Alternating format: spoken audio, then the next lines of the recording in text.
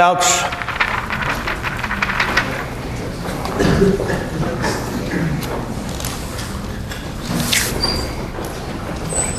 Come get it if you didn't pick it up. You need it. You'll need to pay attention to it during today's conversation.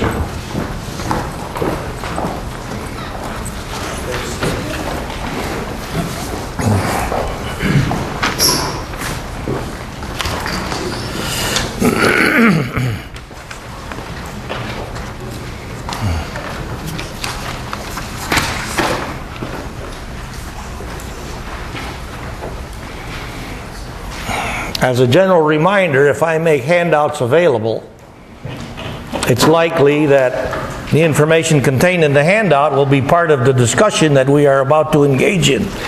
So please be sure to come forward and get it. And I'll keep the handout as an integral part of your chem notes. When we talk about the information in the handout, which we will do shortly, you'll see that what I've attempted to do is to summarize all the pertinent information that you need to know in order to write PSIs. We've reminded you it's impossible to understand the chemistry that takes place in the system if you don't know what's in the system. And so to get at this information, to get at what's in the system, for each system we consider, the first thing we're going to do is to write PSI for the system. Then you're in position to know what's going to happen with the chemistry of the system. And without that, you can't do it. Now then, before we get further with that, let's finish chapter 17 with challenge problem 17.1, which is about an equilibrium system, which we talked about earlier in chapter 17. The equilibrium system established by a gas phase mixture of nitrogen, hydrogen, and ammonia. Previously, we looked at this reaction as an ammonia synthesis process. Nitrogen plus hydrogen react to make ammonia. Well, now we'll look at it in the opposite direction. Doesn't make any difference.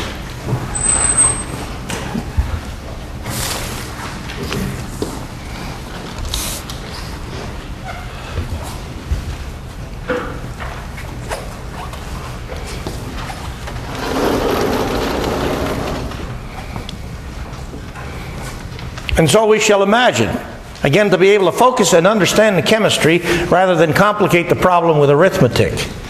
We'll imagine that this system is initially at equilibrium with the simplest possible value for equilibrium constant, 1.0, and contained in the simplest possible volume, 1.0 liters, in a piston cylinder apparatus.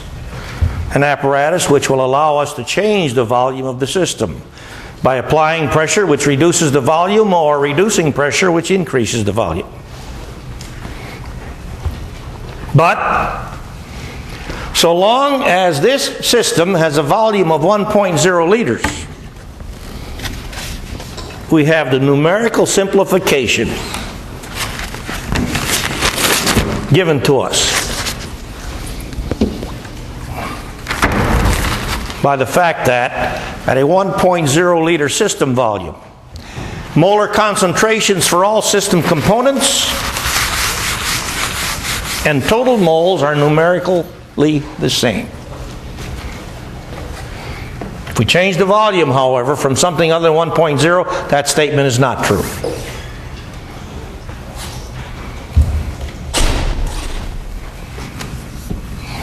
So, as the problem is stated in Chem Notes, here's the equilibrium constant, there's the system volume, and we imagine that initially the nitrogen and hydrogen molarities are each equal at 1.0. Therefore, if the system is at equilibrium initially, What's the ammonia molarity? 1.0. Nothing fancy about that. So I've already taken the liberty to that. Based on this information, it follows that initially inside the piston cylinder gadget, we've got 1.0 moles each of the component gases of the system. Tell me,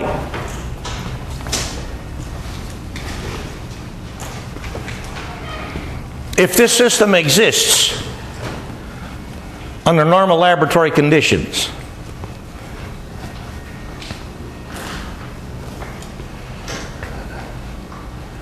would we have an appreciable pressure inside the cylinder? Yes. If this system were to exist under normal lab conditions, would the pressure on the contents of the cylinder be substantial?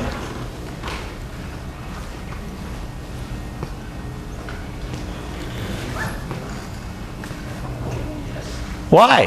I agree.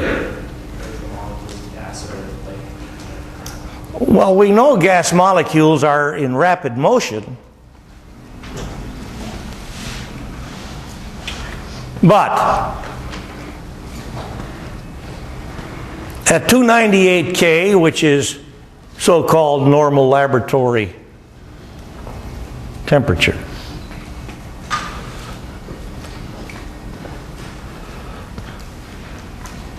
if we observed a molar volume of a gas whose behavior is describable by PV equals nRT, what volume does the gas occupy? About 25 liters. Remember, normal laboratory temperature condition of 25 centigrade is a good deal larger than 0 centigrade, because it is at 0 centigrade that ideal molar volume is 22.4 liters.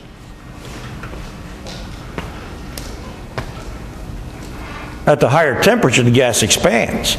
So the ideal molar volume at 298 K is bigger than 22.4 liters. And if you apply Boyle's law to the problem, you'll see it's about 25 liters. So if we've got 3 moles of gas contained in a 1 liter piston cylinder, a hell of a lot of pressure applied.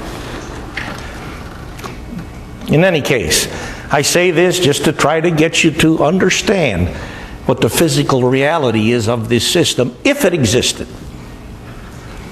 All right?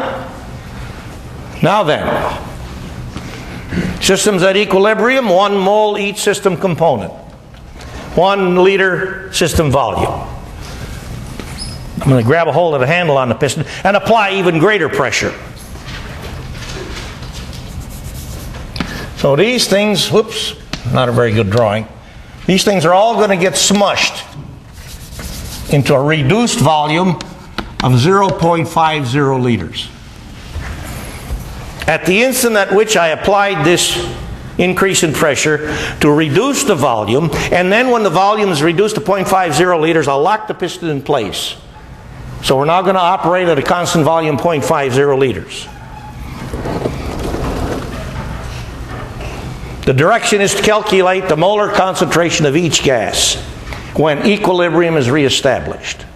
Or is it the case that this didn't disrupt equilibrium? You think the system's still at equilibrium? How could we find out that the system is no longer at equilibrium? And if the system is no longer at equilibrium, then we got to answer the question, what reaction occurs in the system to get us back to equilibrium? Will it be left to right or right to left?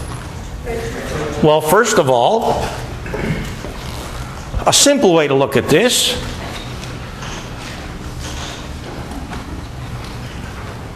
which I think we've already discussed, at least in brief, is if we read the coefficients on the equation for the reaction as representations of moles, then we're looking 2 moles gas left, 4 moles gas right. At the smaller volume,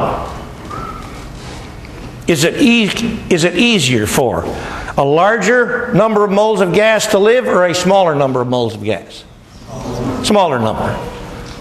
But if we raise the volume, increase the volume, then it's easier for a larger quantity of gas to live. Well, if this reaction goes right to left, are we not in fact reducing the total moles of stuff in the system? Absolutely. So right to left is correct. Now then, a more rigorous way, at least an arithmetic way, to answer the question: when an equilibrium system is disrupted and a reaction in the system takes place to restore equilibrium, a way to determine which way the system will react, left to right reaction or right to left reaction, for the equation for the reaction as written, is to consider the reaction quotient for the system. Now I'm taking it for granted that you all read about reaction quotient in the notes. The symbol for reaction quotient is fancy Q. So rather than Q like this to represent question, or Q an equilibrium constant, here's a fancy Q with a squiggle Q determiner. Okay? Q has exactly the same form as the equilibrium constant for the reaction. So there's the Q expression for this reaction. What's the difference between Q and the equilibrium constant? The difference is the equilibrium constant expresses and contains within exclusively equilibrium values. That's it. But Q can contain any imaginable set of values, including 0. Hey, because I can go to the laboratory and make any mix I want of nitrogen, hydrogen, and ammonia. Any mix I want. There's materials.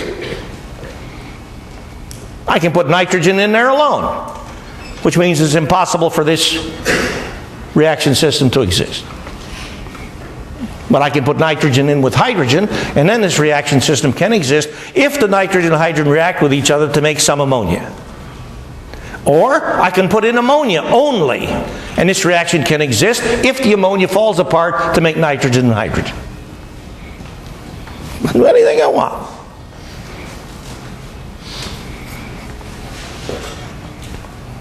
For this system, after we applied the indicated change, which reduced the volume by a factor of 2, which guarantees then, relative to initial molarities, which were each 1.0 for each gas, we've doubled all the molarities.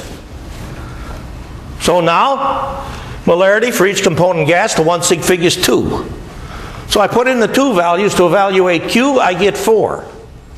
And I see that Q is bigger than K.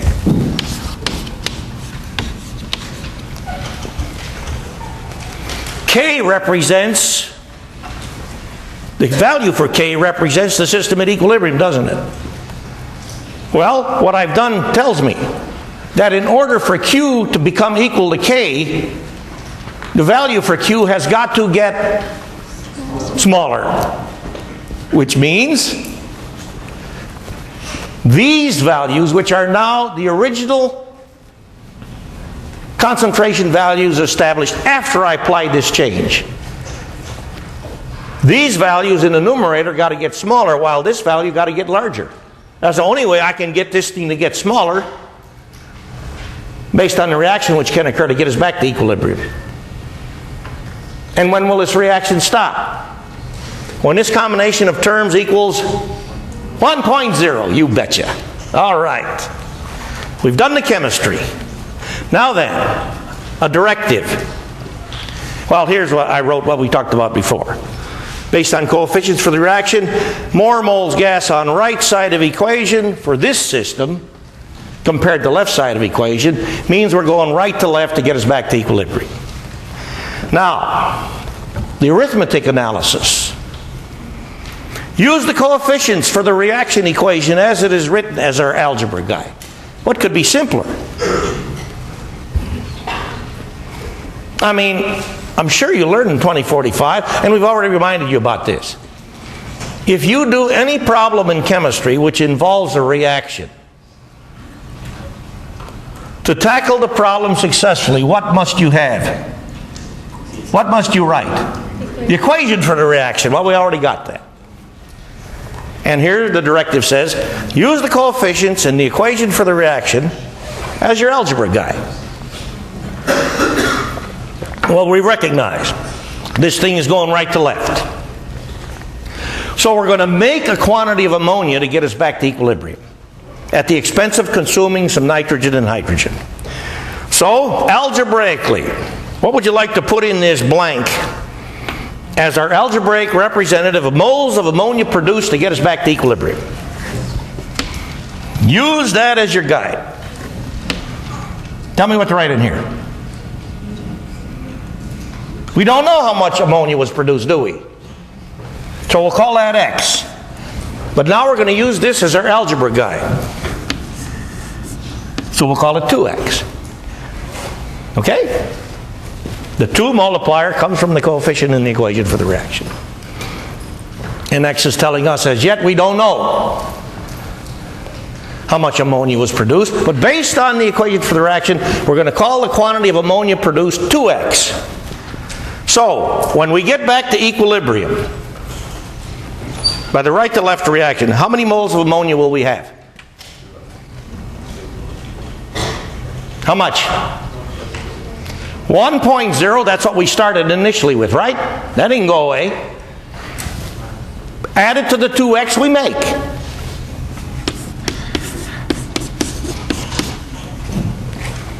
Don't forget the amount you started with. Because you've got to correctly represent the quantity of ammonia that's in the system after equilibrium is reestablished. Well, now let's apply the same directive to quantity of nitrogen and hydrogen. How many moles of nitrogen will we have after equilibrium is reestablished? 1.0, don't forget the significant figures, minus X. See our algebra guide up there? And moles of hydrogen will be 1.0 minus 3X. Bingo. That wasn't hard, was it? And I'm saying, we're just doing this the simplest way that I know. That's why I'm telling you this is the way to do it. We're using that as our algebra guide. Now, we've got to recognize, because of changing the system volume to something other than a liter, coupled with the fact that the equilibrium constant is a concentration equilibrium constant. It's expressed in terms of molar concentrations. So far, we've algebraically represented moles of each system component.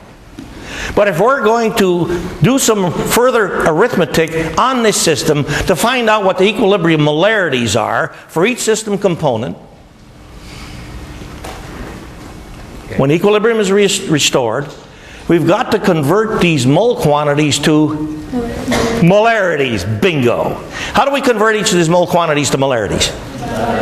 Divide by 0.50. That's not difficult. Because when you divide by 0.50, what are you in fact doing? Multiplying by 2.0. Don't forget the sig figs. Okay? But I'm going to do this.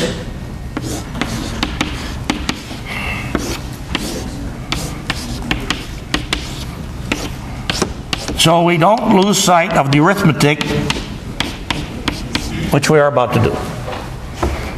We're taking each of these mole quantities and dividing it by 0.50. I'll leave out the L because we know we're going to wind up with molar concentrations. All right? Now, the way I'm going to rewrite this is,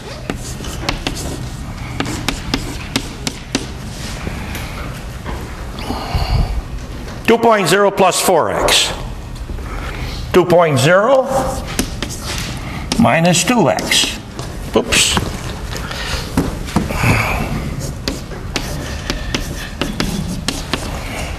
And for hydrogen, 2.0 minus 6x. Okay? Now then, let's go back to what we've written here and turn it back into our equilibrium constant. I'm going to get this out of the way because we're finished with our Q consideration.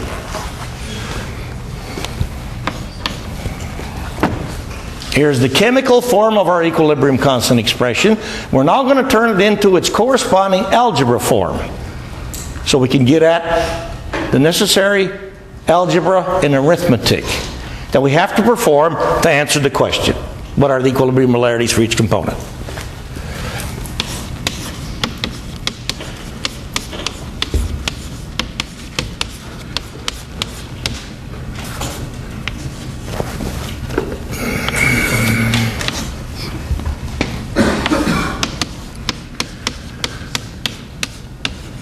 And there we have it.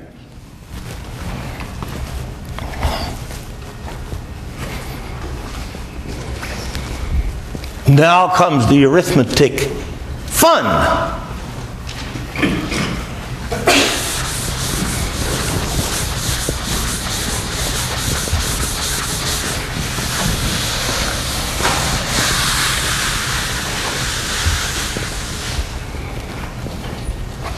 How do we solve this thing?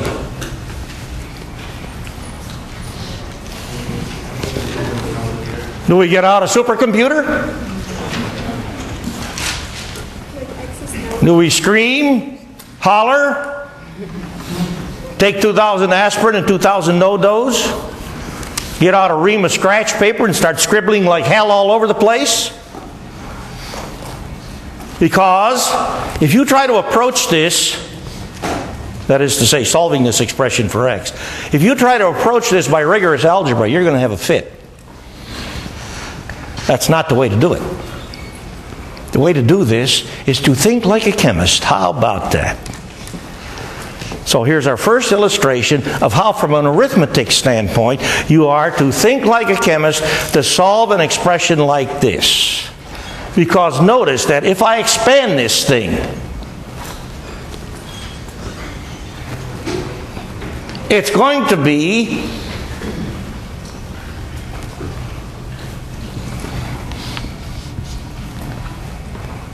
fourth order in the numerator.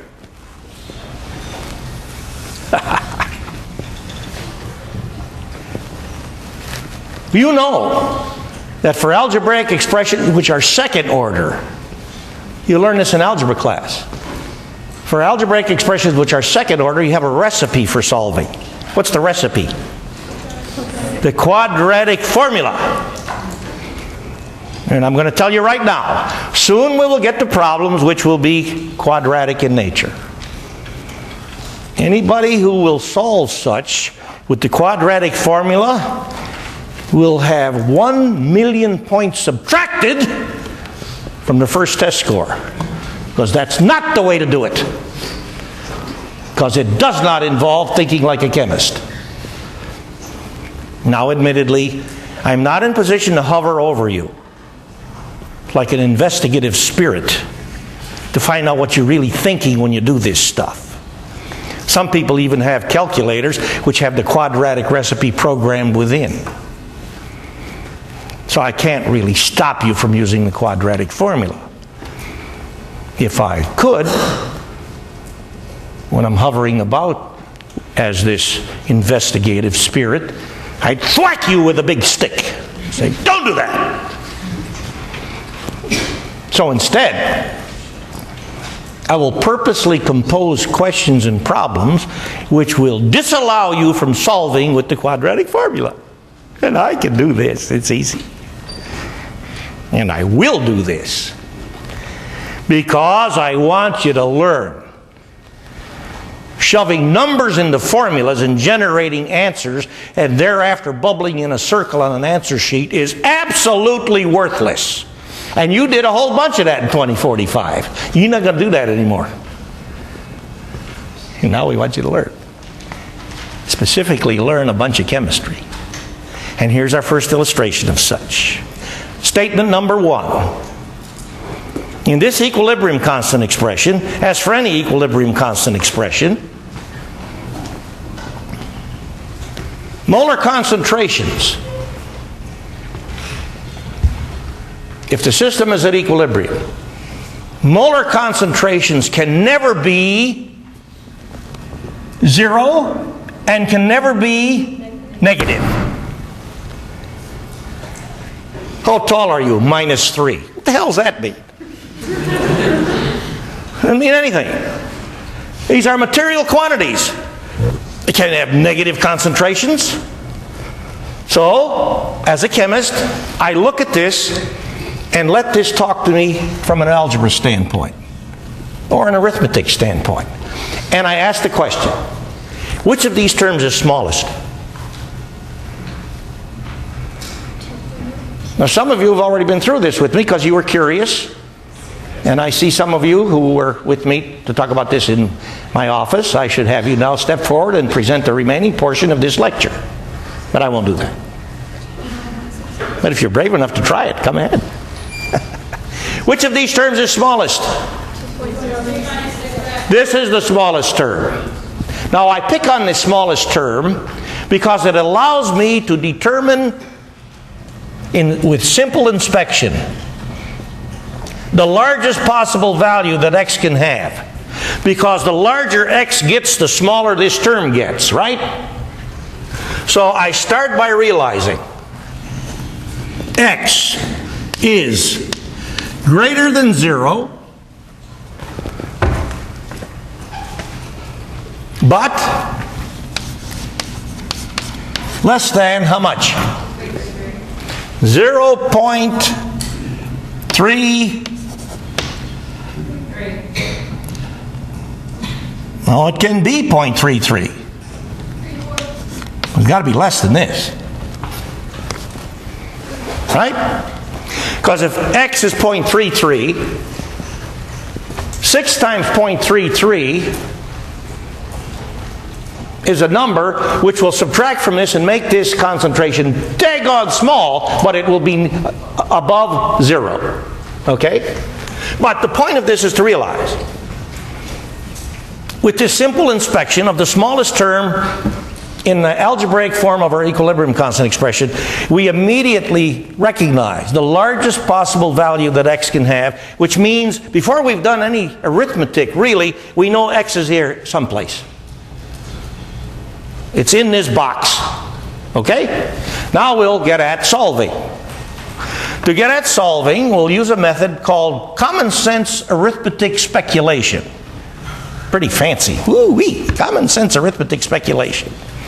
Common sense arithmetic speculation says, as long as I know I got this x thing inside this box, to get a handle on what the true value is for x, I'm going to pick a number that's inside this box, which will allow me to evaluate this term very simply. To get at x, try x equals 2. Now, I want you to see if you can identify, at least as I see it. I want you to see if you can identify quickly and right now, what is this simplest possible value for x that's in here and is expressed to 2 sig figs? Will allow us to evaluate this term really fast. 0.10. I don't think you can find a simpler value. Now we're going to put in this number into this term. Okay? Now watch out, this is really tough. 2.0 minus 2x. I'm doing my calculations, see, I got my calculator, right? 1.8.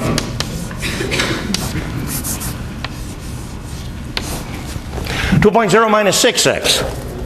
If you use a pocket calculator to do this stuff, something's wrong. I mean, something's grossly wrong. Never use that pocket calculator when in fact you can use this one, because that's the great calculator you got. I mean, it's the great one you got.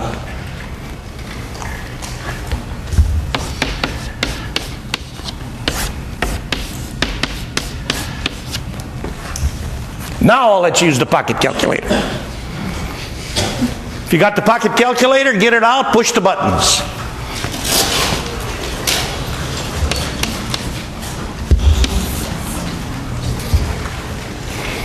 And I will tell you that for this I get the 2 sig figs 0.86. Now then, After this test, we go back to this expression and let it talk to us further. We've tried the simple value, test value for x of 0.10. We put it into this term. We got 0.86. We know this thing is at equilibrium when the value for x gives us, for this combination of terms, a value of 1.0, because that's the equilibrium constant. Okay? This is pretty close, but it's a little bit small. So we now know. Thus, true value for x is somewhat, in here we're going to write greater or smaller than 1.0. Smaller. Remember what this thing tells us arithmetically. This thing tells us as x gets larger, this term gets smaller. Because as x gets larger, the terms up top can continue to get smaller, and the term on the bottom continues to get larger, which makes the overall term smaller. Did you mean to say that x is smaller than 0.10? No, x is smaller than 1.0. Okay? True value for x is somewhat, pardon me. Yes. If I do something like that, you holler, you jump up and down. Be bold. Don't be bashful. Sometimes I get too close to the work. My eyes get foggy. I got to figure out some cheap excuse for that. Okay. Well then, I say, try. So, try x equals 0.90. Up. I did it again. 0.090. Pardon me. Good. Okay. Now, you got the calculators. You know how to play the game. Putting this in for x and doing the arithmetic is simple. If you try this value for x, you will get for the expression, this expression, with x now being set equal to 0.090. Let's see, you'll get 1.017. Oh my. Now I stretch this to 4 sig figs because we see that based on stretching this to 4 sig figs, this is ever so slightly larger than the k value, isn't it? Which means it's possible that x is ever so slightly bigger than 0.091. And the value which is ever so slightly bigger is 0.091. Because remember, at the end of it all, we can only use 2 sig figs. So I'm going to try 0.091, and that gives me, for this, 0.9999. How about that? So I ask the final question for this problem. Which value for x is correct? 0.090 or 0.091? 0.091, because that gives us a value for this term which is closer to 1.0. This is closer to 1.0 than is this. Right? If you just take a difference, stretch 1.0 to 1.0000 and subtract this from it, and subtract 1.000 from this. And you see, this gives me the closer value. Problem solved. And so, we jump to chapter 18, which you were introduced to, in fairly significant extent, yesterday. Which I hope serves as an ever so obvious reminder about the importance and necessity on your part to go to discussion class. Okay?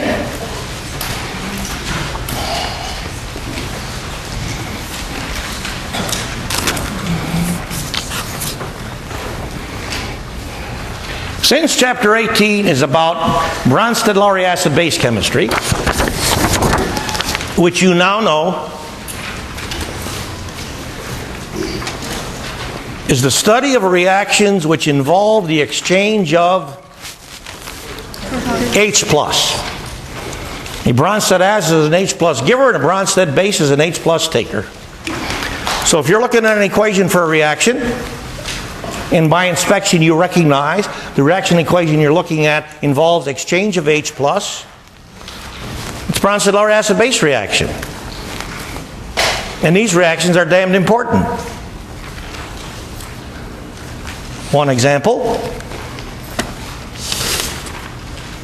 Just about, if not every, reaction which takes place in our system to keep us in a healthy state depends on pH, which means it depends on Bronsted lauryl acid base chemistry. Happy human blood, for example, is happiest at a pH of about 7.4. But it's happy in a pH range of 7.2 to 7.6. To maintain this, as we will point out further later on in chapter 18, happy human blood is a buffer.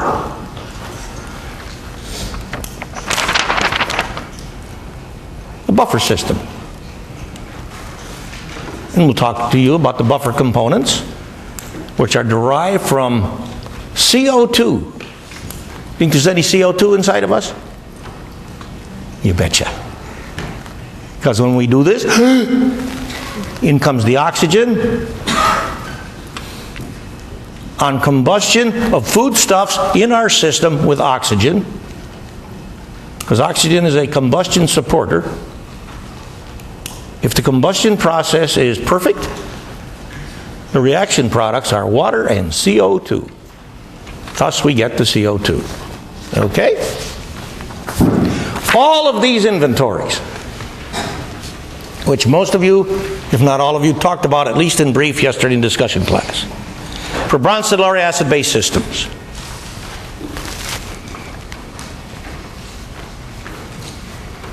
Follow from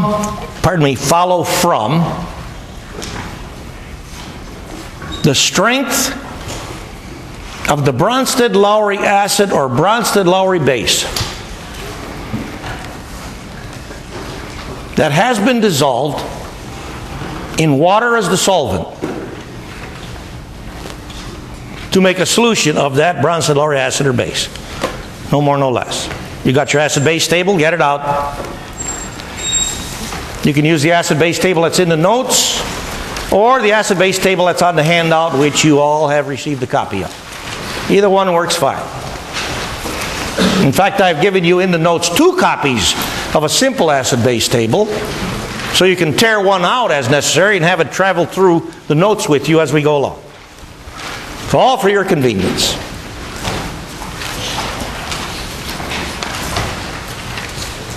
As you look at the acid-base table, 2 columns.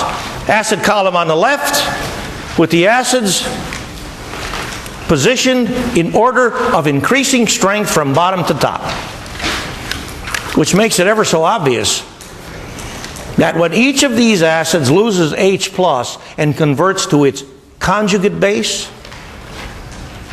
which you see given by the formula that's immediately horizontal to each acid in the acid column, the bases have to be getting stronger from top to bottom, because the stronger is an acid, the weaker is its conjugate base.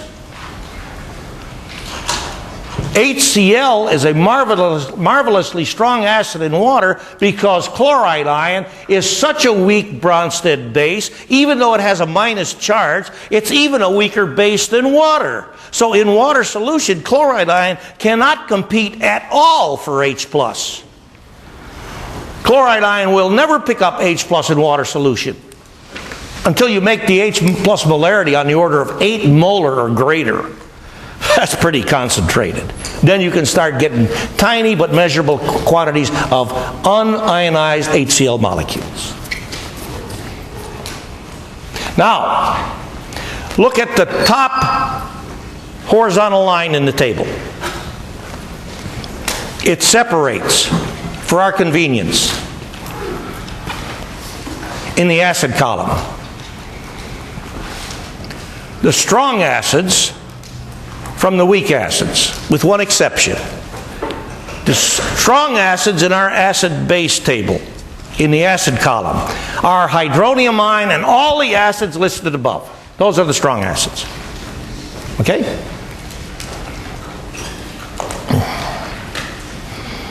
And then you see underneath hydronium ion going all the way down to and including water, a bunch of weak acids, including water, which, like the strong acids, react with water to make hydronium ion, but only to, in most cases, a very limited extent, a small extent. Whereas the strong acids, practically, they react with water when they're dissolved in water to an extent of 100%. And then in the acid column, if you look underneath water, because anything which has hydrogen in its composition is potentially an H+ giver in an appropriate chemical environment.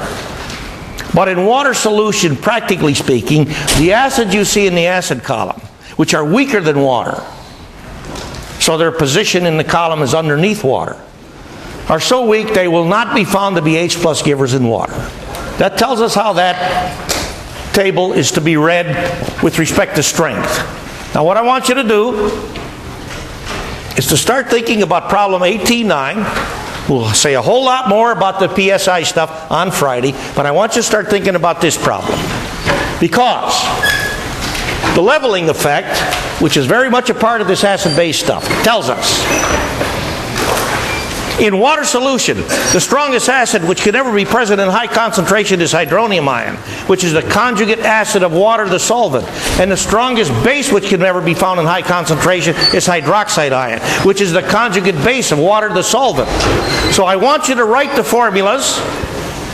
If I do acid-base chemistry in pure liquid ammonia, or in pure methanol, or in pure methyl hydroxylamine, I don't care about its name, just use the formula.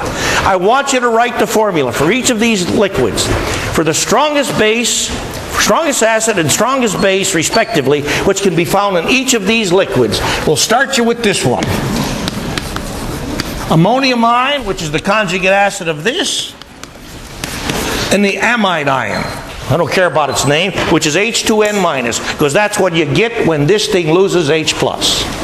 So that's the conjugate acid of this solvent and the conjugate base of this solvent. Do the same for those two. We'll pick it up from this point next time.